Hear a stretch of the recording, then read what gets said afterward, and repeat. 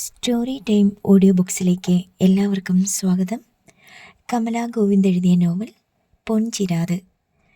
കലേഷ് എന്താ ഇവിടെ? അച്യുതൻകുട്ടി ചോദിച്ചു. ഇന്ന് പ്രഭയ്ക്ക് ക്ലാസ് തുടങ്ങുമെന്ന് ഇന്നലെ പറഞ്ഞു. അവൾ ഒറ്റയ്ക്കാവും വരുന്നതെന്ന് കലേഷ് കരുതിപ്പോയി.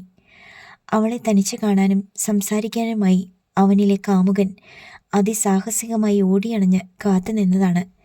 എല്ലാം പാളിപ്പോയി. എങ്കിലും വിശ്വസനീയമായ കാര്യം പറയണമല്ലോ. എൻ്റെ ഒരു ഫ്രണ്ട് ഇവിടെ ചേർന്നിട്ടുണ്ട്. ഡെൻ്റൽ കോളേജിലാ. അവൻ്റെ കൂടെ ഞാനും വെറുതെ വന്നതാ. എന്നിട്ട് ആ കുട്ടി എവിടെ? മുകളിലേക്ക് കയറിപ്പോയി. ഇപ്പോൾ വരും. പ്രഭയും അവനെ കണ്ടു. ഇന്നലെ ജയേട്ടൻ്റെ കൂടെ പുതിയോട്ട് വന്ന വെളുത്ത സുന്ദരൻ. മീശയില്ല, എങ്കിലും നല്ല പേഴ്സണാലിറ്റി ഉണ്ടെന്ന് അവൾക്ക് തോന്നി. മോൻ എന്നാൽ ഇവിടെ നിൽക്ക്, ഞങ്ങൾ ഓഫീസിലോട്ടൊന്ന് ചെല്ലട്ടെ. മോളെ ക്ലാസ്സിലോട്ട് കയറ്റിയിരുത്തിയിട്ട് വരാം, അച്യുതൻകുട്ടി പറഞ്ഞു. ശരി. കലേഷിനെ കടന്ന് 3 പേരും അഡ്മിനിസ്ട്രേറ്റീവ് ഓഫീസിൻ്റെ നേർക്ക് നീങ്ങി. കലേഷ് നിരാശയോടെ കണ്ടു. അച്യുതൻകുട്ടിയുടെയും മണിയമ്മയുടെയും നിഴലായി അവൾ പോകുന്നു, തിരിഞ്ഞൊന്ന് നോക്കാതെ. അഡ്മിനിസ്ട്രേറ്റീവ് വിങ്ങിൻ്റെ എൻട്രൻസ് കടന്നു ചെല്ലുമ്പോൾ ഭിത്തിയിലെ നോട്ടീസ് ബോർഡിനു മുമ്പിൽ കുറേ കുട്ടികളും പേരൻസ് നിൽക്കുന്നു.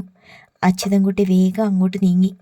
തിരികെ വന്നിട്ട് അയാൾ പറഞ്ഞു, നമ്മൾ ഇവിടേക്കല്ല വരേണ്ടത്. പിന്നെ അപ്പുറത്തെ ഡെൻ്റൽ കോളേജില്ലേ, ആ കോളേജിൻ്റെ കോമ്പൗണ്ടിൽ ഒരു ഓഡിറ്റോറിയമുണ്ട്.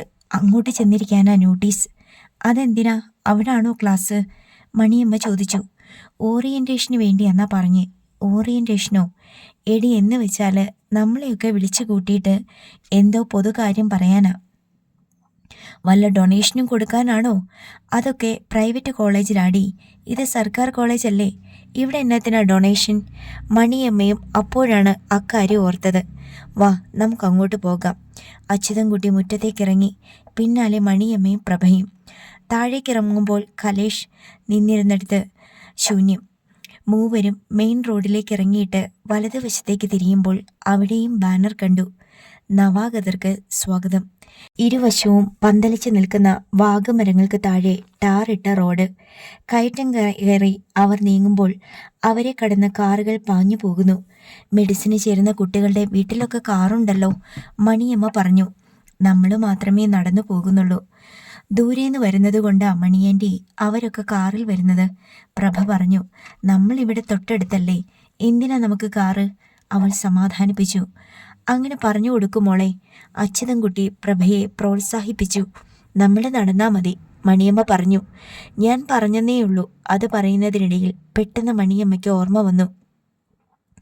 അച്ചുവേട്ടാ, നമ്മൾ പണ്ട് പിള്ളേരെയും കൂട്ടിയിട്ട് മെഡക്സ് കാണാൻ പോയ വഴിയല്ലേ ഇത്? അതെ, അയാൾ സമ്മതിച്ചു. മനുഷ്യ ശരീരത്തിൻ്റെ ആന്തരാവയവങ്ങളെക്കുറിച്ചും രോഗങ്ങളും ആക്സിഡൻറ്റുകളും ഉണ്ടായാലുള്ള അവസ്ഥയെക്കുറിച്ചും പൊതുജനങ്ങൾക്ക് കാട്ടിക്കൊടുക്കുന്ന പ്രദർശനമാണ് മെഡക്സ്. ഓരോ 5 വർഷം കൂടുമ്പോഴും മെഡിക്കൽ സ്റ്റുഡൻസ് തന്നെയാണ് ചുമതലയോടെ അത് നടത്തുന്നതും. എല്ലാവർക്കും അത് കാണാം. പ്രത്യേകിച്ച് സ്കൂൾ കുട്ടികൾക്ക് ഒരു നല്ല പഠനം കൂടിയാണത്. കഴിഞ്ഞ തവണത്തെ മെഡക്സിന് ഞാനും അച്ഛനും അമ്മയും വന്നായിരുന്നു. പ്രഭയ്ക്കും ആ ഓർമ്മയുണ്ടായി. കയറ്റം കയറി ചെല്ലുമ്പോൾ വലതുവശത്തായി വെള്ള പെയിൻ്റടിച്ച വലിയ ഓഡിറ്റോറിയം കണ്ടു. Alumni auditorium. മെഡിക്കൽ കോളേജിലെ പൂർവ്വ വിദ്യാർത്ഥിയുടെ നിക്ഷേപ സമാഹരണം കൊണ്ട് മനോഹരമാക്കിയതാണത്. അതിനപ്പുറത്തായി 4-5 നിലയിൽ ഡെൻ്റൽ കോളേജിനും ഹോസ്പിറ്റലിനും വേണ്ടി പടുത്തുയർത്തിയ പുതിയ കെട്ടിടങ്ങൾ. ഓഡിറ്റോറിയത്തിന് മുൻപിൽ സ്റ്റുഡൻസും പേരൻസും നിൽക്കുന്നുണ്ടായിരുന്നു. അവർക്കൊപ്പം അച്യുതൻകുട്ടിയും മണിയമ്മയും പ്രഭയും അകത്തേക്ക് കയറി. നിരനിരയായിട്ടിരിക്കുന്ന കസേരകളിലിരുന്നു. ഭംഗിയായി അലങ്കരിച്ചിട്ടിരിക്കുകയായിരുന്നു വേദി. അവിടേക്ക് പ്രൗഢിയോടെ കുറേ പേർ കയറി വന്നു. സ്റ്റേജിൻ്റെ ഒരു സൈഡിൽ നിന്നുകൊണ്ട് അത് ആരൊക്കെയാണെന്ന് മൈക്കിലൂടെ ഒരു പെൺകുട്ടി പരിചയപ്പെടുത്തുന്നു. മെഡിക്കൽ കോളേജിലെ പ്രിൻസിപ്പൽ, സൂപ്രണ്ട്, പിന്നെ ന്യൂറോളജി, കാർഡിയോളജി, നെഫ്രോളജി, ഫിസിയോളജി എന്നീ വിവിധ ഡിപ്പാർട്ട്മെൻറ്റ് മേധാവികളും സീനിയർ പ്രൊഫസർമാരും. പ്രഭ ഗുരുഭക്തിയോടെ അവരെ നോക്കി. എന്നെങ്കിലും ഒരിക്കൽ ഇവരെ പോലെ അതിപ്രഗത്ഭയായ ഒരു ഡോക്ടർ ആവില്ലേ താനും? ആവണം. Dear students, parents and guardians. പ്രിൻസിപ്പലായ ഡോക്ടർ രവീന്ദ്രവർമ്മയാണ് ആദ്യം സംസാരിച്ചത്. തുടർന്ന് ഓരോരുത്തരും. മണിയമ്മ മിഴിച്ചിരുന്നു. ഉച്ചയോടെ ആ മീറ്റിംഗ് സമാപിച്ചു. അപ്പോഴേക്കും കേറ്ററിംഗ് സർവീസുകാർ എത്തിയിരുന്നു. അങ്ങോട്ട് നീങ്ങുമ്പോൾ മണിയമ്മ പറഞ്ഞു, ആ ഡോക്ടർമാർ പറഞ്ഞത് മുഴുവൻ ഇംഗ്ലീഷിലാ. എനിക്ക് മുഴുവൻ പിടികിട്ടിയില്ല മോളെ. ഈ ഡോക്ടർമാർ പറയുന്ന ഇംഗ്ലീഷൊന്നും 10ാം ക്ലാസ്സുകാർക്ക് മനസ്സിലാകത്തില്ല അല്ലേ മോളെ? അച്യുതൻകുട്ടി ഭാര്യയെ കളിയാക്കി ചിരിച്ചു. അയ്യടാ, എന്നാ പിന്നെ RTO ഓഫീസിലെ പഴയ സായിപ്പൊന്ന് പറഞ്ഞു തന്നാട്ടെ. മണിയമ്മ തിരിച്ചും കളിയാക്കി. ക്ലാസ് നാളെ മുതൽ ആരംഭിക്കുന്ന മണിയാൻറ്റി പറഞ്ഞത് രാവിലെ 8 മണി മുതൽ ഉച്ച കഴിഞ്ഞ് 4 മണി വരെയാണ്. നമ്മൾ ആദ്യം ചെന്ന അഡ്മിനിസ്ട്രേറ്റീവ് ഓഫീസിൻ്റെ അപ്പുറത്താണ് ക്ലാസ് എടുക്കുന്ന കെട്ടിടം. അതൊക്കെ മനസ്സിലാക്കാൻ എനിക്കും കഴിയും. പഴയ 10ാം ക്ലാസ് അത്രയ്ക്കങ്ങ് മോശമൊന്നുമല്ല. മണിയമ്മ ഭർത്താവിനെ ഏറെ കണ്ണിട്ട് നോക്കി. പ്രഭയ്ക്കത് കണ്ടപ്പോൾ ചിരി വന്നു. ഈ പ്രായത്തിലും എത്ര സ്നേഹമാണ് ഈ രണ്ടാളും തമ്മിൽ. എപ്പോഴും ചിരിയും തമാശയും തന്നെ. എടി മണി, സ്നേഹത്തോടെ അച്യുതൻകുട്ടി കീഴടങ്ങി. പിന്നെ പറഞ്ഞതൊക്കെ ഇവിടെ പഠിക്കുന്ന സ്റ്റുഡൻസിന് വേണ്ടിയുള്ള കാര്യങ്ങളാണ്. ഓരോ ഡോക്ടറും ഊണും ഉറക്കവും ഉപേക്ഷിച്ച് രക്ഷിച്ചെടുക്കേണ്ട ജീവനുകളെക്കുറിച്ചാണ്. ശരിയാ മണിയാൻറ്റി, പ്രഭ സമ്മതിച്ചു. ഇവളെ ചേർക്കാൻ നേരത്ത് ഫീസായിട്ട് നമ്മൾ കൊടുത്തത് എത്രയാ? 25,000 രൂപ. നമുക്കത് വലുതാ. പക്ഷേ അതുകൊണ്ടൊന്നും ഒന്നും ആകത്തില്ലടി. മെഡിസിന് ചേരുന്ന ഓരോ കുട്ടിക്കും വേണ്ടി വർഷാവർഷം സർക്കാർ ചെലവഴിക്കുന്നത് പല ലക്ഷങ്ങളാണ്. അതത്രയും പൊതുജനങ്ങളുടെ പണവുമാണ്. അച്യുതൻകുട്ടി തുടർന്നു. പൊതുജനങ്ങളുടെ നികുതി പണം ഉപയോഗിച്ച് പഠിച്ചിറങ്ങുന്ന ഓരോ ഡോക്ടറും സമൂഹത്തിൻ്റെ പൊതു സ്വത്തായിരിക്കണം. സ്വാർത്ഥതകളെല്ലാം മാറ്റിവെച്ച് മെഡിക്കൽ എത്തിക്സ് മറക്കാതെ 24 മണിക്കൂറും കർമ്മനിരതരായിരിക്കണം. ആതുര സേവനത്തിൽ അർപ്പണഭാവവും സർവോപരി മനുഷ്യത്വവും ഉണ്ടായിരിക്കണം. എന്ന് വെച്ചാൽ ലക്ഷ്യം പണം ഉണ്ടാക്കുന്നതിലാവരുതെന്ന് സാരം. ഇതൊക്കെയാണ് ആ ഡോക്ടർമാർ പറഞ്ഞത്. മനസ്സിലായോ? അപ്പോൾ പിള്ളേരെ നല്ലോണം പഠിപ്പിച്ചെടുക്കാൻ നമ്മുടെ സർക്കാരും ഒരുപാട് കാശ് മുടക്കുന്നുണ്ടല്ലേ? മണിയമ്മ അതിശയപ്പെട്ടു. നമ്മളൊന്നും ഇതേക്കുറിച്ചൊന്നും ഓർക്കത്തില്ലടി, അതാ കാര്യം. പ്രഭേ, നീയെല്ലാം കേട്ടല്ലോ. ഉഴപ്പാണ്ട് നന്നായി പഠിച്ചോണം കേട്ടോ. ഗൗരവബോധത്തോടെ മണിയമ്മ പ്രഭയ്ക്ക് താക്കീത് നൽകി. ഞാൻ നന്നായി പഠിച്ചോളാം മണിയാൻറ്റി, പ്രഭ ഉറപ്പു കൊടുത്തു. ഊണ് കഴിക്കുന്നതിനിടയിൽ സ്റ്റുഡൻസും അവരുടെ പേരൻസും ഒക്കെയായി പരസ്പരം പരിചയപ്പെടാൻ തുടങ്ങി. അതിനിടയിൽ അച്യുതൻകുട്ടി ഒരു പെൺകുട്ടിയെ ശ്രദ്ധിച്ചു. ചുരിദാർ ധരിച്ചു നിൽക്കുന്ന സുന്ദരിക്കുട്ടി. അവളുടെ വലത് കരത്തിൽ ചുറ്റിപ്പിടിച്ച ഒറ്റ സ്ട്രക്ചർ. വലത് കാലിന് സ്വാധീനമില്ല. എന്താ കുട്ടിയുടെ പേര്? അച്യുതൻകുട്ടി ചോദിച്ചു. സോനു ജെയിംസ്.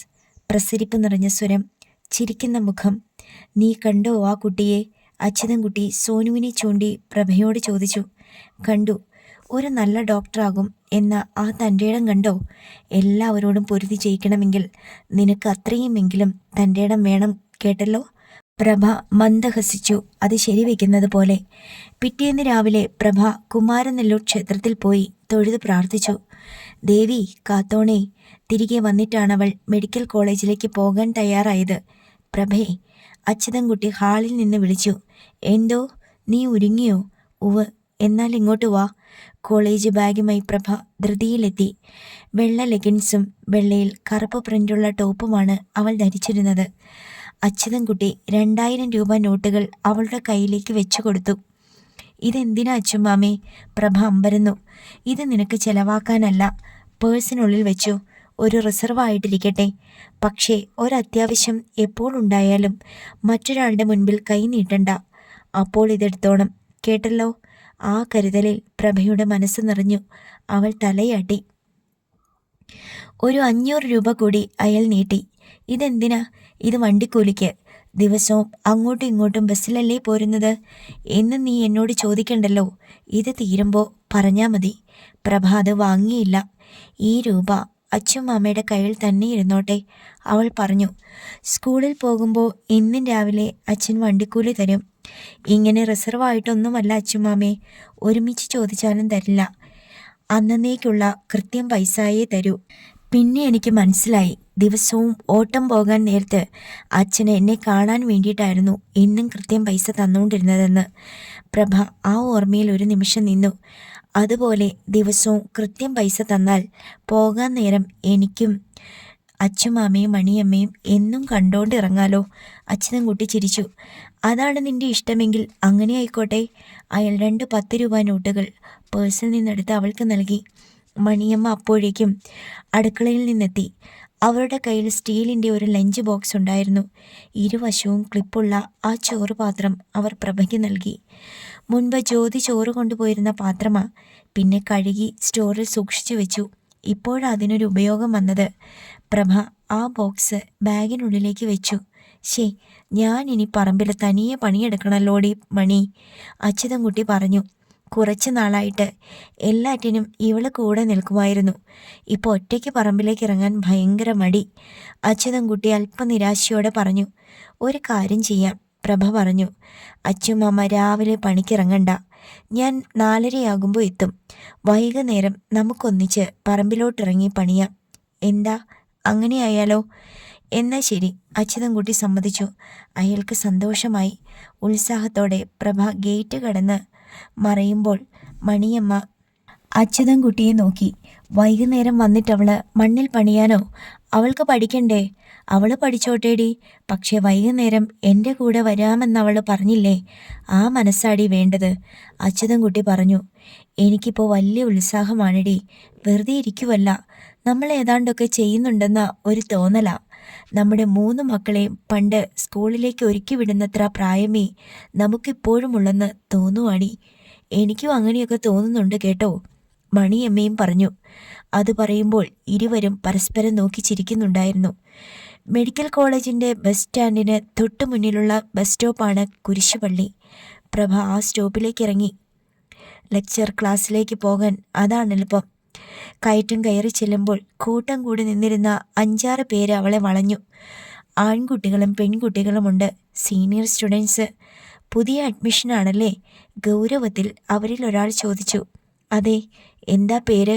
കൃഷ്ണപ്രഭ. ക്ലാസ്സിലേക്കല്ലേ? അതെ. ഈ ബുക്സ് കൂടി കൊണ്ടുപോകണം. അവിടെ ക്ലാസ്സിൽ വെച്ചേക്ക്, പ്രൊഫസർ പറഞ്ഞിട്ടാ. 6 പേരും കയ്യിലിരുന്ന തടിച്ച ടെക്സ്റ്റ് ബുക്കുകൾ പ്രഭയുടെ കയ്യിലേക്ക് വെച്ചു കൊടുത്തു. താങ്ങാനാവാത്ത ഭാരം. പ്രഭ അതുമായി വീണ്ടും കയറ്റം കയറി. അഡ്മിനിസ്ട്രേറ്റീവ് ബ്ലോക്കിൻ്റെ പിന്നിലായിരുന്നു ലെക്ചർ ഹാൾ. അവൾ ക്ലാസിൻ്റെ വാതിൽക്കലെത്തി. അവിടെ നിന്നിരുന്ന 2-3 പുതിയ കുട്ടികൾ അവളുടെ കയ്യിലിരുന്ന ബുക്സ് കണ്ടു. സീനിയേഴ്സ് പണി തന്നുവല്ലേ? അവർ ചോദിച്ചു. എന്താ? പ്രഭ അമ്പരന്നു. ഇപ്പോൾ റാഗിങ് കുറ്റമല്ലേ? എങ്കിലും ഇത്തരം ചില റാഗിങ്ങിന് നമ്മൾ സഹകരിച്ചേ പറ്റൂ, അവർ പറഞ്ഞു. അത് ശരി.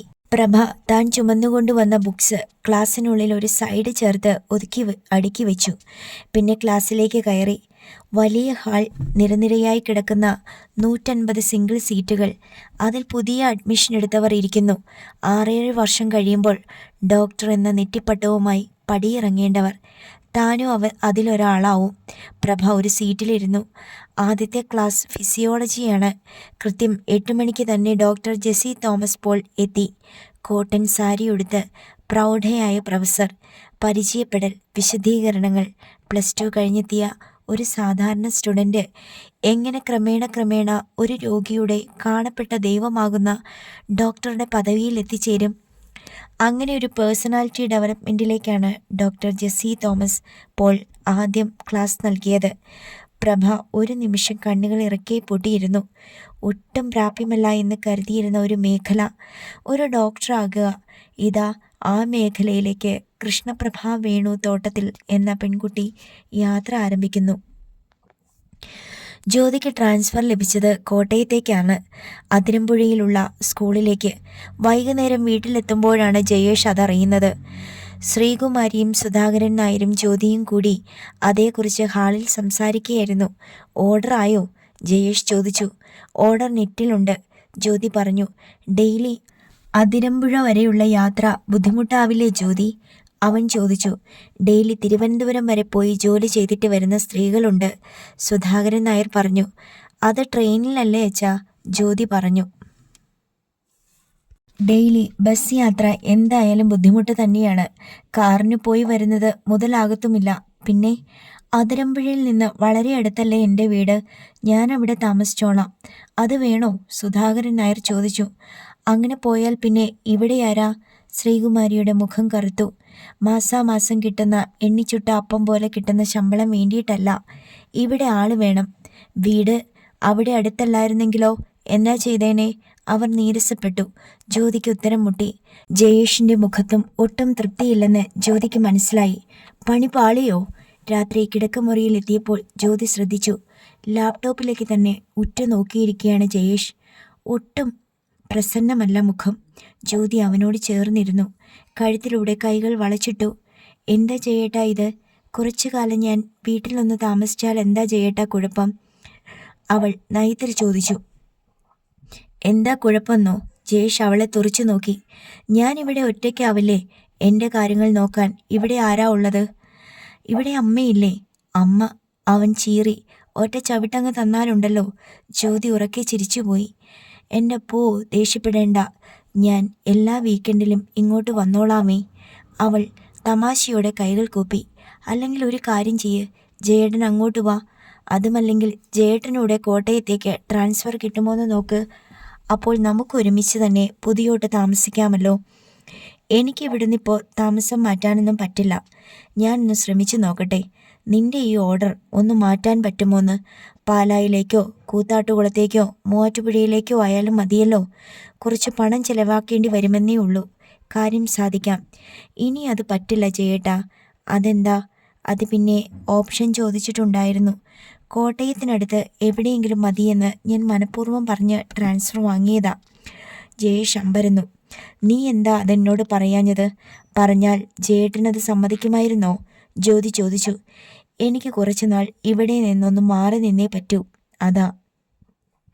ദൃഢമായ സ്വരം. ജയേഷ് അവളുടെ മുഖത്തേക്ക് നോക്കി. കലയേട്ടത്തിയും ജ്യോതിയുമായി ഇപ്പോൾ തീർത്തും യോജിപ്പിലല്ല. പണത്തിൻ്റെ പൊങ്ങച്ചം കലയേട്ടത്തി കാട്ടാവുന്നിടത്തൊക്കെ നന്നായി പ്രകടിപ്പിക്കുന്നുണ്ട്. ചിലപ്പോഴൊക്കെ അവർ തന്നെയും താഴ്ത്തിക്കെട്ടുന്നുണ്ട്. അമ്മയും അക്കാര്യത്തിൽ ഒട്ടും മോശമല്ല. ഒരു വീടെടുത്ത് താമസം മാറ്റണമെന്ന് ജ്യോതി ആവശ്യപ്പെട്ടതാണ്. താനാണത് തടഞ്ഞത്. അതുകൊണ്ടാവും ഇവിടെ നിന്ന് മാറി നിൽക്കാൻ വേണ്ടി ജ്യോതി ഈ വഴി കണ്ടെത്തിയത്. ഇതുകൂടി താൻ തടഞ്ഞാൽ ജ്യോതി ഇനി വയലൻ്റ് ആവും. അതുകൊണ്ട് ജയേഷ് എതിർത്തില്ല. വൈകുന്നേരം സ്റ്റോറിൽ പഴുത്തിരിക്കുന്ന ഏത്തക്കുലയിൽ നിന്ന് ഒരു പടല ഇരിഞ്ഞ് എണ്ണയിൽ വറുത്ത് കോരുകയാണ് മണിയമ്മ. പ്രഭയ്ക്ക് ഇതൊത്തിരി ഇഷ്ടമാണ്, അവർ പറഞ്ഞു. പഴത്തിൻ്റെ തൊലി കളഞ്ഞുകൊണ്ട് കൂടെ തന്നെയുണ്ട് അച്യുതൻകുട്ടി. അപ്പോഴാണ് മുറ്റത്ത് ജയേഷിൻ്റെ കാർ വന്ന് നിന്നതും ജയേഷും ജ്യോതിയും ഇറങ്ങിയതും. ഇവളിത് എന്നാ ഭാവിച്ചുള്ള വരവാ? അച്യുതൻകുട്ടി ആശങ്കയോടെ മണിയമ്മയെ നോക്കി. ജയേഷ് 2 വലിയ ട്രോളി ബാഗ് കാറിൽ നിന്നെടുത്ത് ഹാളിലേക്ക് വന്നതോടെ അമ്പരപ്പായി. നിങ്ങൾ രണ്ടാളും എവിടെയെങ്കിലും പോയിട്ട് വരുന്ന വഴിയാണോ? അയാൾ ചോദിച്ചു. ജ്യോതിക്ക് അതിരമ്പഴ സ്കൂളിലേക്ക് ട്രാൻസ്ഫർ ആയമേ. ഞങ്ങൾ ജോയിൻ ചെയ്തിട്ട് വരുവാ. ഇവിടെ താമസിച്ചാൽ പോയി വരാൻ എളുപ്പമാണെന്നാ അവൾ പറയുന്നേ. കൂടെ താമസിക്കാൻ വന്നിരിക്കുന്നത് സ്വന്തം മകളാണ്.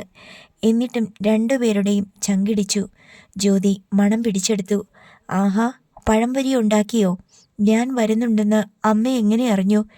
എനിക്കിഷ്ടപ്പെട്ട പലഹാരം തന്നെ ഉണ്ടാക്കി വച്ചല്ലോ. ജ്യോതി അടുക്കളയിലേക്ക് കടന്നു. ഉണ്ടാക്കി വച്ചത് അത്രയും ഒരു പ്ലേറ്റിലാക്കി ഡൈനിങ് ടേബിളിലേക്ക് കൊണ്ടുവന്നു. ചായ താ അമ്മേ. പലഹാരം കഴിച്ചുകൊണ്ട് അവൾ പറഞ്ഞു. ജയേട്ടാ വാ, വന്നിരിക്കെ, ഇത് കഴിക്ക്. ഉത്സാഹത്തോടെ അവൾ ജയേട്ടനെയും ക്ഷണിച്ചു. ഇഷ്ടം പോലെ കഴിച്ചോ, അച്യുതൻകുട്ടി പറഞ്ഞു. സ്റ്റോറിൽ പഴുത്ത കുലയുണ്ട്, ഇനിയും ഉണ്ടാക്കാം മക്കളെ. അയാൾ ഒരു പടല കൂടി ഉരിഞ്ഞ് തൊലി കളഞ്ഞ് വറുക്കാനിട്ടു. അല്ല, അവളെവിടെ അമ്മേ? പ്രഭ.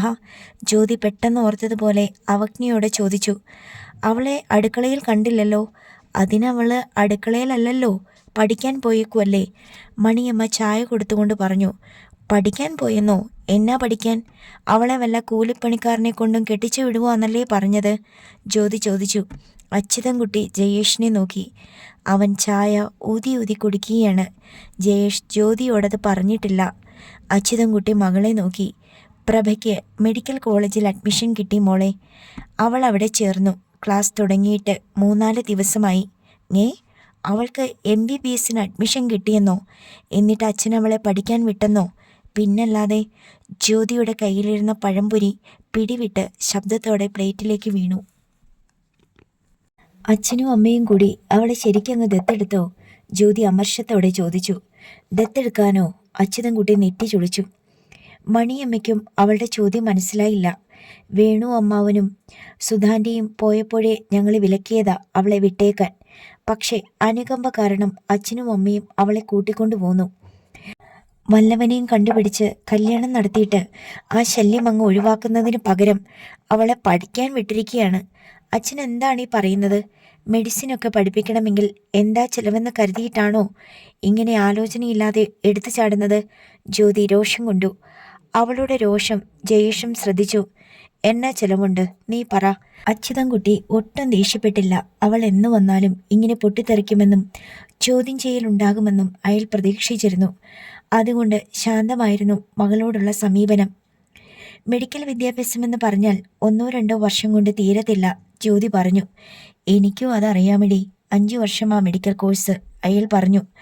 5 വർഷം കൊണ്ട് ഒരാൾക്ക് വെറും MBBS എടുക്കാനേ പറ്റൂ. അത് നന്നായി പഠിച്ചാൽ മാത്രം. തോറ്റാൽ പിന്നെയും കാലം നീളും. ജയിച്ചാൽ തന്നെ ഇപ്പോൾ MBBS കിട്ടിയത് കൊണ്ട് എന്താകാനാ അച്ഛാ? ജ്യോതി തുടർന്നു. ഹൗസ് സർജൻസിയും PG ഒക്കെ കഴിയണ്ടേ?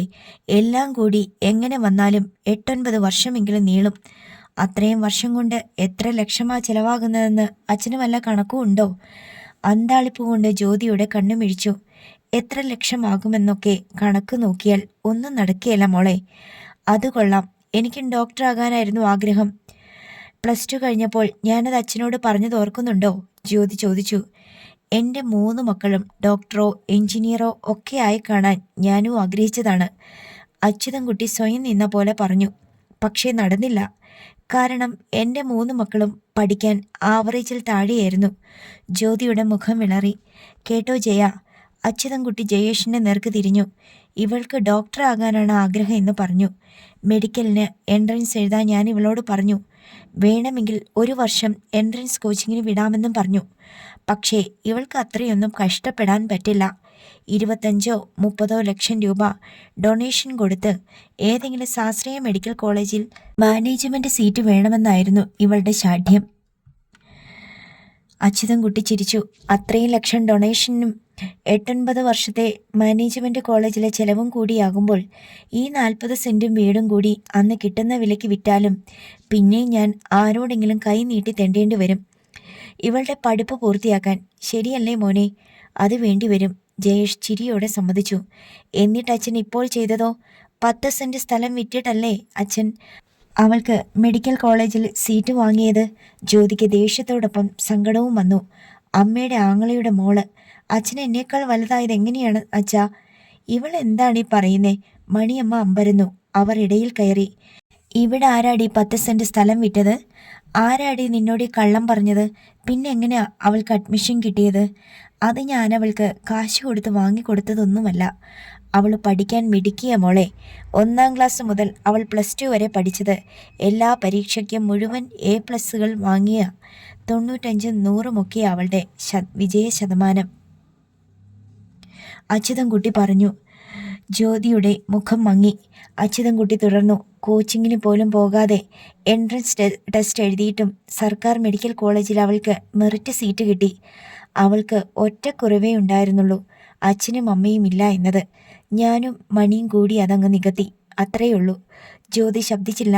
മെറിറ്റ് സീറ്റ് കിട്ടിയ കുട്ടിക്ക് നിസ്സാര തുകയെ ഫീസുള്ളൂ മോളെ.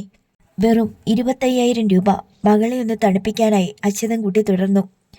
8-9 വർഷം കൊണ്ട് ഒരാളെ ഡോക്ടറാക്കി പുറത്തിറക്കാൻ സർക്കാരിന് കോടിക്കണക്കിന് രൂപ ചെലവാകുന്നുണ്ടെന്ന കണക്ക്. ആ സ്ഥിതിക്ക് നമ്മളൊരു 25,000 രൂപ ചെലവാക്കുന്നതിൽ എന്താ മോളെ തെറ്റ്? അത് തന്നെയാണ് ഞാനും പറയുന്നേ. മണിയമ്മ ഭർത്താവിൻ്റെ ഭാഗം ചേർന്ന് തൻ്റെ വിജ്ഞാനം വെളിപ്പെടുത്തി. സർക്കാരൊക്കെ അത്രയും മുടക്കുമ്പം നമ്മളും കുറച്ച് മുടക്കണം മോളെ. അതല്ലേ അതിൻ്റെ ഒരു ശരി. അച്ഛനും അമ്മയും എടുത്ത തീരുമാനം ഒരു വലിയ ശരി തന്നെയാണ്. ജ്യോതിയുടെ നിശബ്ദത ശ്രദ്ധിച്ചെങ്കിലും ജയേഷ് ധൈര്യത്തോടെ തുടർന്നു. ഇത്രയും പഠിക്കാൻ കഴിവുള്ള ഒരു പെൺകുട്ടിയെ ഒരു കൂലിപ്പണിക്കാരൻ്റെ തലയിൽ കെട്ടിവെച്ച് അവൻ്റെ അടുക്കളയിലെ പുകയിലേക്ക് തള്ളിവിട്ടിരുന്നെങ്കിൽ അച്ഛനും അമ്മയും ചെയ്യുന്നത് ഒരു മഹാപാപം തന്നെയാകുമായിരുന്നു.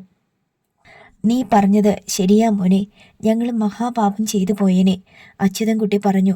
ഞങ്ങൾക്കൊരു ബുദ്ധിമുട്ടും ഉണ്ടാകാതിരിക്കാൻ വേണ്ടിയിട്ട് അവളുടെ റാങ്ക് ലിസ്റ്റ് പോലും ഞങ്ങളിൽ നിന്ന് ഒളിച്ചു വെച്ചിരിക്കുമായിരുന്നു. ഒടുവിൽ അവളുടെ കൂട്ടുകാരി പിള്ളേര് വന്ന് സത്യം പറയുമ്പോഴാണ് ഞങ്ങൾ അറിയുന്നത്. എന്തായാലും അച്ഛനെടുത്ത തീരുമാനം നന്നായി. നമുക്ക് സ്വന്തമായി ഒരു ഡോക്ടറെ കിട്ടുകയല്ലേ. ശരിക്കു പറഞ്ഞാൽ മനുഷ്യ ശരീരത്തിൻ്റെ ജീവൻ പിടിച്ചു നിർത്തുന്ന ജീവിക്കുന്ന ദൈവമാണ് ഡോക്ടർ. അങ്ങനെ ഒരു ഡോക്ടർ വീട്ടിലുണ്ടാകുന്നത് തീർച്ചയായും ഒരഭിമാനം തന്നെയാണ് അച്ഛാ. ഛേ! ജ്യോതി വെറുപ്പോടെ മുഖം തിരിച്ചു.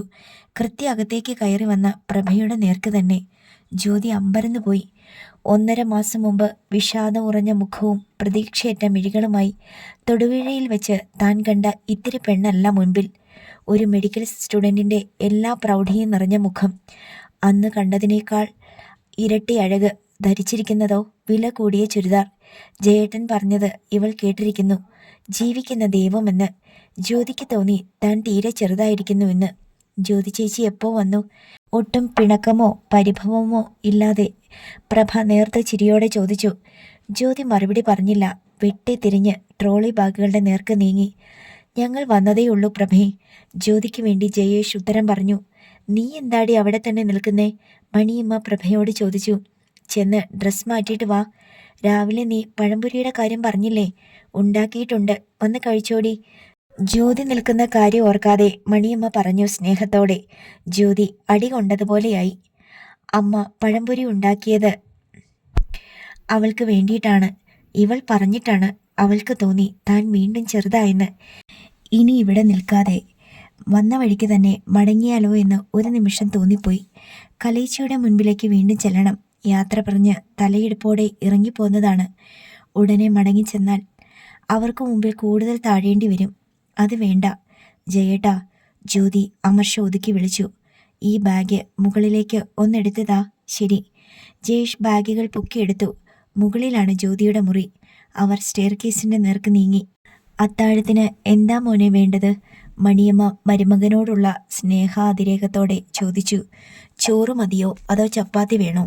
ജയേഷിന് അത്താഴത്തിന് ചപ്പാത്തിയാണ് ഇഷ്ടമെന്ന് മണിയമ്മയ്ക്കറിയാം. ഞാൻ അത്താഴത്തിനുണ്ടാകില്ലമ്മേ, ജയേഷ് പറഞ്ഞു. ജ്യോതിയെ ഇവിടെയാക്കിയിട്ട് പോകാൻ വന്നതാ. 1-2 അത്യാവശ്യങ്ങളുണ്ട്. അതെന്തായാലും പറ്റില്ല, അച്യുതൻകുട്ടി പറഞ്ഞു. എന്നും നിങ്ങൾക്ക് തിരക്കാ. ഇവിടെ ഒരന്തി ഉറങ്ങാൻ ആർക്കും സമയമില്ല. ഇന്ന് എന്തായാലും ഇവിടെ വരെ വന്നതല്ലേ. എന്ത് അത്യാവശ്യമുണ്ടായാലും നാളെ രാവിലെ പോയാൽ മതി. അച്യുതൻകുട്ടിയോടേത് സ്നേഹപൂർവമായ സ്വരമായിരുന്നു. ജയേഷ് പുഞ്ചിരിച്ചു. എന്നിട്ട് തലയാട്ടി. ശരി, ഞാൻ രാവിലെ പോകുന്നുള്ളൂ അച്ഛാ. ആ അനുസരണശീലം അച്യുതൻകുട്ടിക്ക് ഇഷ്ടമായി. ജ്യോതിയോടൊപ്പം ജയേഷ് മുകളിലേക്കെത്തി. മുകളിൽ ഹാളും 2 ബെഡ്റൂമുമുണ്ട്. ഒന്ന് ജ്യോതി ഉപയോഗിച്ചിരുന്നതും മറ്റൊന്ന് പ്രീതയുടേതുമാണ്. ജ്യോതി തൻ്റെ റൂം തുറന്നു. വിശാലമായ റൂം, വിരിച്ചപടി ബെഡ്. കബോർഡിലേക്ക് നോക്കിയിട്ട് ബാഗുകൾ നീക്കി വെച്ചുകൊണ്ട് ജയേഷ് പറഞ്ഞു. നിന്റെ ഡ്രസ്സുകൾ അതിലേക്ക് അടുക്കി വെച്ചോ. അതൊക്കെ പിന്നെയാകട്ടെ, ജ്യോതി പറഞ്ഞു. അവളുടെ സ്വരത്തിൽ അല്പം നീരസം കലർന്നിരുന്നത് ജയേഷ് ശ്രദ്ധിച്ചു. എന്താ നിനക്കൊരു ഗൗരവം? അവൾ ആൾ ദൈവമാണെന്ന് ജയേട്ടന് നാണമില്ലല്ലോ അങ്ങനെ പറയാൻ. അതും അവൾ കേൾക്കേ. നീ എന്താടി ഈ പറയുന്നത്? ജയേഷ് അമ്പരന്നു. ആ കുട്ടി ആൾ ദൈവമാണെന്ന് ഞാൻ പറഞ്ഞോ? ജീവിക്കുന്ന ദൈവമെന്ന് പറഞ്ഞാൽ പിന്നെന്താ അർത്ഥം? ജ്യോതി ഇടഞ്ഞു. അത് ഞാൻ അവളെ ഉദ്ദേശിച്ച് പറഞ്ഞതല്ല ജ്യോതി, ഒരു പൊതുതത്വം പറഞ്ഞതാ. എന്നാലും അവളെ പഠിപ്പിക്കാൻ വിട്ടതിൻ്റെ പേരിൽ ഞാൻ അച്ഛനെ കുറ്റപ്പെടുത്തുന്നതിനിടയിൽ ജയേട്ടൻ എന്തിനാ അങ്ങനെയൊക്കെ പറഞ്ഞത്? ജയേട്ടൻ എനിക്ക് സൈഡ് പറയുന്നതിന് പകരം അവൾക്ക് സൈഡ് നിന്നു. ജ്യോതിയുടെ മുഖത്ത് ഈർഷ്യ നിറഞ്ഞു. ജ്യോതി, പ്രഭ മെഡിസിന് ചേർന്നതാണ് നിന്റെ പ്രശ്നമെങ്കിൽ നീ ഒരു കാര്യം മനസ്സിലാക്കിക്കോ. നിന്റെ അച്ഛനും അമ്മയും ഈ നല്ല മനസ്സ് കാട്ടിയില്ലെങ്കിലും ആ കുട്ടി പഠിക്കും. ജയേഷ് തുടർന്നു. ഇന്നത്തെ കാലത്ത് അച്ഛനും അമ്മയും മരിച്ചെന്ന് പറഞ്ഞ് ഒരു കുട്ടിയും പിച്ചയെടുക്കേണ്ടി വരില്ല ജ്യോതി. ജീവകാരുണ്യ പ്രവർത്തനങ്ങളും മനുഷ്യാവകാശ കമ്മീഷനും ഒക്കെ വളരെ ആക്റ്റീവാണ്. അത് നമ്മുടെ കേരളത്തിൻ്റെ ഉയർന്ന സംസ്കാരം തന്നെയാണ്. ജ്യോതി മിണ്ടിയില്ല. മെഡിസിന് മെറിറ്റ് സീറ്റ് ലഭിച്ച ഒരു കുട്ടിക്ക് പഠിക്കാൻ നിവർത്തിയില്ലെന്ന് ഫേസ്ബുക്കിലോ പത്രത്തിലോ ഒരു ന്യൂസ് ഇട്ടാൽ മതി. 100 പേര് വരും പഠിപ്പിക്കാൻ. ഇല്ലെങ്കിൽ സർക്കാർ തന്നെ മുഴുവൻ ചെലവും വഹിച്ച് പഠിപ്പിച്ചെന്നിരിക്കും. സർക്കാരോ അല്ലെങ്കിൽ 100 പേരോ അവളെ പഠിപ്പിക്കട്ടെ. എൻ്റെ അച്ഛനും അമ്മയും ആ ചുമതല ഏറ്റെടുത്തത് എനിക്കിഷ്ടമായില്ല. അത്രയുള്ളൂ, ജ്യോതി അസഹ്യതയോടെ പറഞ്ഞു. ജയേഷ് മടുത്തു. ചില കാര്യങ്ങളിൽ ജ്യോതി തീരുമാനമെടുത്താൽ എങ്ങനെയൊക്കെ പറഞ്ഞ് മനസ്സിലാക്കാൻ ശ്രമിച്ചാലും ഒടുവിൽ അവൾ ആരംഭിച്ചിടത്ത് തന്നെ ഉറച്ചു നിൽക്കും. ജ്യോതിയുടെ ആ സ്വഭാവം അവന് ഇഷ്ടമല്ല. എങ്കിലും അവൾ സ്നേഹവതിയായ ഒരു ഭാര്യയാണ്. അതുകൊണ്ട് ഒരു പരിധിയിൽ കൂടുതൽ ദേഷ്യപ്പെടാനും വയ്യ അവന്. ജയേഷ് റൂമിൽ നിന്നും വെളിയിലേക്ക് ഇറങ്ങി. ഹാളിൻ്റെ അപ്പുറം ഓപ്പൺ ടെറസാണ്, നെടുനീളത്തിൽ. അവൻ മെല്ലെ ടെറസിൻ്റെ മുൻഭാഗത്തേക്ക് ചെന്നു. താഴെ മുറ്റത്ത് വരിവരിയായി നിൽക്കുന്ന ചെടികൾ. പൂക്കളുള്ളതും ഇല്ലാത്തതുമായ ചെടികൾ സമൃദ്ധമായുണ്ട്. മുറ്റത്തിൻ്റെ തെക്കേ മൂലയിൽ ഒരു ചെറിയ മാവുണ്ട്. അതിൽ ചുറ്റിപ്പടർന്ന് പന്തലിച്ചു കിടക്കുന്ന മുല്ലവള്ളി. ധാരാളം പൂക്കളുമുണ്ട്. വീശി വരുന്ന ചെറുകാറ്റിന് മുല്ലപ്പൂവിൻ്റെ മണം മനസ്സൊന്നു കിളർത്തു. ജയേട്ടൻ എന്താ ഇവിടെ നിൽക്കുന്നേ? ജയേഷ് തിരിഞ്ഞു നോക്കി. ജ്യോതിയാണ്. അവൾ കുളി കഴിഞ്ഞിരിക്കുന്നു. ഡ്രസ്സും മാറിയിരിക്കുന്നു. 3/4 റൗണ്ട് നെക്കുള്ള ടീഷർട്ടുമാണ് വേഷം. കഴുത്തിൽ നൂല് പോലൊരു മാലയിൽ കോർത്ത താലിയല്ലാതെ ആഭരണങ്ങൾ മറ്റൊന്നുമില്ല. എങ്കിലും ജ്യോതി സുന്ദരി തന്നെയാണ്. ഇപ്പോൾ ആ മുഖത്ത് ഈർഷ്യയുമില്ല. നേർത്ത ചിരിയോടെ ജയേഷ് അവളുടെ അടുത്തേക്ക് ചെന്നു. ഞാൻ ഈ പറമ്പിൻ്റെ ഭംഗിയൊന്ന് കാണുകയായിരുന്നു, അവൻ പറഞ്ഞു. ടവൽ കൊണ്ട് മുടിയിലെ വെള്ളം നന്നായി തോർത്തിക്കൊണ്ട് ജ്യോതി അവൻ്റെ ഒപ്പം ടെറസിൻ്റെ പിൻഭാഗത്തേക്ക് നടന്നു. പിൻഭാഗം മുഴുവനും കൃഷികളാണ്. കപ്പയും കാച്ചിലും ചേനയും ചേമ്പും പച്ചക്കറികളും. ജയേഷ് പറഞ്ഞു. നമ്മുടെ റബ്ബർ തോട്ടം പോലെയല്ല ജ്യോതി. നിന്റെ അച്ഛൻ്റെ കൃഷി രീതികളും വിളഞ്ഞു നിൽക്കുന്ന പച്ചക്കറികളും ഒക്കെ കാണാൻ പ്രത്യേക ഭംഗിയുണ്ട്. ജ്യോതി അവനെ കൺകോണിലൂടെ ഒന്ന് നോക്കി. നേർത്ത ചിരിയോടെ അവൾ ചോദിച്ചു. പറമ്പിൻ്റെ ഭംഗി കാണുന്നു, കൃഷികൾക്ക് ഭംഗി വർദ്ധിക്കുന്നു. എന്താ ഉള്ളൊരിരിപ്പ്? ഇവിടെ തന്നെ അങ്ങ് കൂടാൻ വല്ല പ്ലാനും ഉണ്ടോ? അങ്ങനെ ഒരു ദുരുദ്ദേശമൊന്നും എനിക്കില്ല, ജയേഷ് പറഞ്ഞു. പക്ഷേ അങ്ങനെ ഒരു ദുരുദ്ദേശം എനിക്കുണ്ട്, ജ്യോതി പറഞ്ഞു. എന്താ? ജയേഷ് വല്ലാതൊന്ന് അമ്പരന്നു. സത്യമാണ് ജയേട്ടാ ഞാൻ പറഞ്ഞത്, ജ്യോതി മെല്ലെ പറഞ്ഞു. കലേച്ചി എന്തായാലും തൊടുപുഴയിലെ നമ്മുടെ വീട്ടിൽ നിന്ന് ഇറങ്ങിത്തരില്ല. അവരോടൊപ്പം ഇനി മുമ്പോട്ട് പോയാൽ സർവ്വ അഡ്ജസ്റ്റ്മെൻറ്റുകളും തകർന്ന് ഞങ്ങൾ കീരിയും പാമ്പ് പോലെ കടിപിടി കൂടും. അത് ആ വീട്ടിൽ വലിയ പ്രശ്നമാകുകയും ചെയ്യും. അമ്മയും കലേച്ചിയുടെ കൂടെയും നിൽക്കൂ, ജ്യോതി കാര്യമായി തന്നെ പറഞ്ഞു.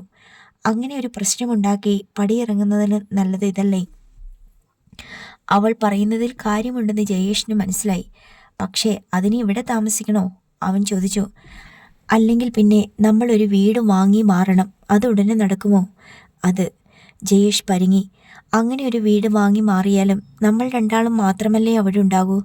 ഒരു കുഞ്ഞു പോലും ഇല്ലാത്ത സ്ഥിതിക്ക് നമ്മൾ ഒറ്റയ്ക്ക്, ജ്യോതി മെല്ലെ പറഞ്ഞു. ഇവിടെ ആകുമ്പോൾ അച്ഛനും അമ്മയും കൂടെയുണ്ടല്ലോ. ജ്യോതിയുടെ സങ്കടം ജയേഷിന് മനസ്സിലായി. വീശിയടിച്ച സന്ധ്യാകാറ്റിൽ മുഖത്ത് വീണ് കിടന്നിരുന്ന മുടിയിഴകൾ ഇളകിയാടിയപ്പോൾ അവളുടെ മിഴിയരികിൽ കണ്ണീരിൻ്റെ നനവും അവൻ കണ്ടു. 3 വർഷം കഴിഞ്ഞ് വിവാഹം നടന്നിട്ട്, ആഗ്രഹിക്കാഞ്ഞിട്ടല്ല, പക്ഷേ ഇതുവരെയായിട്ടും കുഞ്ഞുങ്ങളുടെ കാര്യത്തിൽ ദൈവം അനുഗ്രഹിച്ചിട്ടില്ല. പ്രത്യേകിച്ച് ഒരു പ്രോബ്ലവും രണ്ടാൾക്കും ഇല്ലെന്നും കുഞ്ഞുങ്ങളുണ്ടാകുമെന്നും രണ്ടുപേരെയും പരിശോധിച്ച ഡോക്ടർമാർ പറഞ്ഞിരിക്കുകയാണ്. അതുകൊണ്ട് ജ്യോതിയും താനും വെയിറ്റ് ചെയ്യുകയാണ്. പക്ഷേ കലേച്ചിയും അമ്മയും തക്കം കിട്ടുമ്പോഴൊക്കെ അക്കാര്യം പറഞ്ഞ് ജ്യോതിയെ കുത്തി നോവിക്കാറുണ്ട്. ജയേഷിന് മനസ്സിലായി, ജ്യോതിയെ സംബന്ധിച്ചിടത്തോളം തൊടുപുഴയിൽ താമസിക്കുന്നതിലും ഒറ്റയ്ക്ക് താമസിക്കുന്നതിലും ഒക്കെ സന്തോഷം ഇവിടെ തന്നെ താമസിക്കുന്നതാണ് എന്ന്. ജയേട്ടൻ എന്താ ഒന്നും മിണ്ടാത്തത്? പടിഞ്ഞാറ് അസ്തമയ സൂര്യൻ മെല്ലെ മെല്ലെ താഴുകയാണ്. അങ്ങോട്ട് നോക്കി ആലോചനയോടെ നിൽക്കുകയായിരുന്നു ജയേഷ്. നീ പറഞ്ഞത് ശരിയാണ് ജ്യോതി. നിനക്ക് മറ്റെവിടെ താമസിക്കുന്നതിനേക്കാൾ കൂടുതൽ സന്തോഷം ഇവിടെ താമസിക്കുമ്പോഴായിരിക്കും കിട്ടുക. കാരണം ഇത് നിന്റെ വീടാണ്. പക്ഷേ ഞാനിവിടെ ഇവിടെ സ്ഥിര താമസമാക്കുക എന്ന് വെച്ചാൽ, ജയേഷ് നിർത്തി. അച്ഛനും അമ്മയും 2-3 വർഷമായിട്ട് ഇവിടെ ഒറ്റയ്ക്കായിരുന്നു. അതുകൊണ്ടാണ് പ്രഭയെപ്പോലൊരുത്തി പെട്ടെന്ന് ഇവിടെ കയറി കൂടിയതും. ആ സ്ഥിതിക്ക് നമ്മൾ രണ്ടുപേരും ഇവിടെ താമസിക്കാൻ തീരുമാനിച്ചാൽ എൻ്റെ അച്ഛനും അമ്മയ്ക്കും അത് വലിയ സന്തോഷമാകുകയുള്ളൂ ജയേട്ടാ, ജ്യോതി അവനെ നിർബന്ധിക്കാൻ ശ്രമിച്ചു. നിന്റെ അച്ഛനും അമ്മയും ഒരുപാട് നല്ലവരാ. അവർ സന്തോഷിക്കുകയുള്ളൂ, എനിക്കറിയാം. പക്ഷേ അവർ രണ്ടാളും മാത്രമല്ലല്ലോ ഇവിടെയുള്ളത്. എല്ലാവർക്കും ഇഷ്ടമാകണ്ടേ? പിന്നെ ആരാ? അവളോ? നിങ്ങൾ പറഞ്ഞ ആൾ ദൈവമോ? അവളുടെ ഇഷ്ടവും അനിഷ്ടവും ഞാനെന്തിനാ നോക്കുന്നത്? പ്രഭയുടെ കാര്യമല്ല ജ്യോതി ഞാൻ പറഞ്ഞത്, ദീപേട്ടൻ്റെ കാര്യമാണ്. ദീപേട്ടന് അവകാശപ്പെട്ടതല്ലേ ഈ വീട്? അല്ലെന്ന് ഞാൻ പറയുന്നില്ല. പക്ഷേ കല്യാണം കഴിച്ച് വിട്ടെന്ന് കരുതി ഇവിടെ താമസിക്കാനുള്ള എൻ്റെ അവകാശമൊന്നും പോയിട്ടില്ല, ജ്യോതി ചോദിച്ചു. നിനക്ക് അവകാശം ഇല്ലെന്നല്ല ഞാൻ പറഞ്ഞത്. നമ്മൾ ഒരുമിച്ച് ഇവിടെ താമസിക്കാൻ തുടങ്ങിയാൽ നിന്റെ ഏട്ടന് അത് ഇഷ്ടമാകില്ലെന്നാണ് പറഞ്ഞത്. ദീപേട്ടന് ഇഷ്ടമാകാതെ വരാനെന്താ? ജ്യോതി തർക്കിച്ചു. അവരേതായാലും ഇവിടെ വന്ന് താമസിക്കുന്നില്ല. ദീപേട്ടൻ അതിനാഗ്രഹിച്ചാൽ പോലും പ്രിയേച്ചി ഒരിക്കലും അത് സമ്മതിക്കാൻ പോകുന്നില്ല. വല്ലാത്ത കണ്ണിങ് നേച്ചറാ പ്രിയേച്ചിയുടെ. അതെനിക്കും അറിയാം, ജയേഷ് പറഞ്ഞു. ഒറ്റയ്ക്ക് താമസിച്ച് തന്നിഷ്ടത്തിന് ജീവിക്കുന്നതാ അവർക്കിഷ്ടം. ദീപേട്ടിൻ്റെ റിലേറ്റീവ്സായി നമ്മൾ ആര് ചെന്നാലും അവർക്കതിഷ്ടമല്ലാന്ന് എനിക്ക് തോന്നിയിട്ടുണ്ട്. തോന്നലല്ല, സത്യ. എൻ്റെ ആങ്ങളെയാണെങ്കിലും പറയാതിരിക്കാൻ പറ്റില്ല. ദീപേട്ടന് നട്ടലില്ല, ജ്യോതി പറഞ്ഞു. അതുകൊണ്ട് അവരുടെ കാര്യമൊന്നും നമ്മൾ ചിന്തിക്കേണ്ട. ഇങ്ങോട്ടൊരു ട്രാൻസ്ഫർ വാങ്ങാൻ പറ്റുമോയെന്ന് ചേട്ടനൊന്ന് ശ്രമിച്ചു നോക്ക്. ഞാനൊന്ന് ആലോചിക്കട്ടെ, ജയേഷ് പറഞ്ഞു. പാതി ജയിച്ചിരിക്കുന്നു. ജ്യോതിക്ക് ഒരുപാട് സന്തോഷം തോന്നി.